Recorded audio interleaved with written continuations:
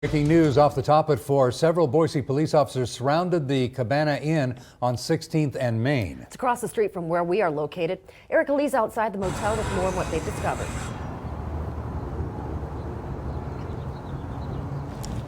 Brent and Natalie, police have mostly cleared out of Cabana Inn. You could still see one cop car behind me on scene. But earlier this afternoon, police surrounded a motel.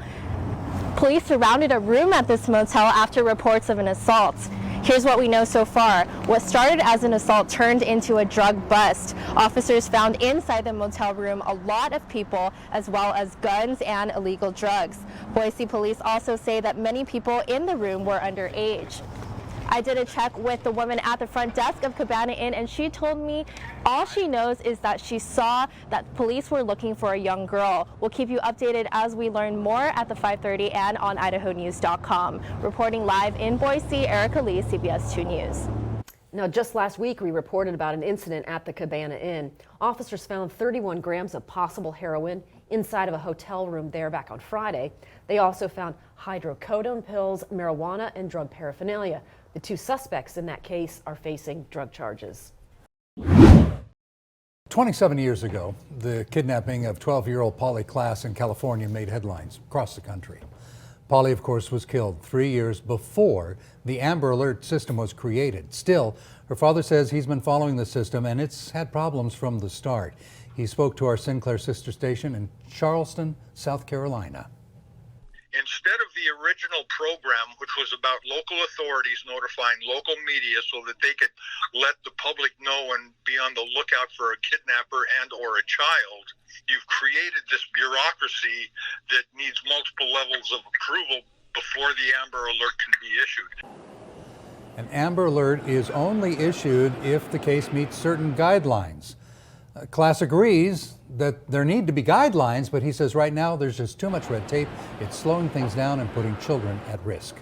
The NBA paid tribute to Kobe Bryant all throughout the All-Star weekend in Chicago. Jerseys from last weekend, in fact, will be auctioned off to benefit Kobe Bryant's charities, the Mamba on 3 Fund and the Mamba and Mambacita Sports Foundation. During the game, members of the team wore number 24 as a nod to Kobe, while Team LeBron players wore number 2. That was Gianna's number on her youth team. Both teams wore patches with 9 stars to represent all the victims in the crash. Kobe and Gigi's public memorial service, of course, is coming up next Monday at the Staples Center in LA. 1 out of every 3 women die of heart disease and stroke each year. So today I hosted a luncheon with a doctor and a nurse practitioner from Saint Alphonsus Regional Medical Center. We talked heart health. To reduce the chances of heart disease, we learned there are things you can do.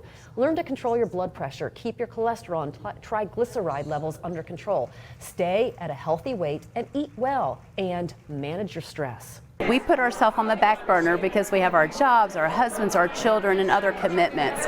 But it's knowing to say no, that we can't do it, but be able to carve that time out. We can all find 30 minutes a day, even though we don't think we have it, we do, to focus on our own health. Tasha says there's a simple math equation to find your targeted heart rate for aerobic exercise. Take the number 220, subtract your age, and then multiply that number by 60%. Follow me? That's where you want your heart rate to be during that half hour of daily exercise.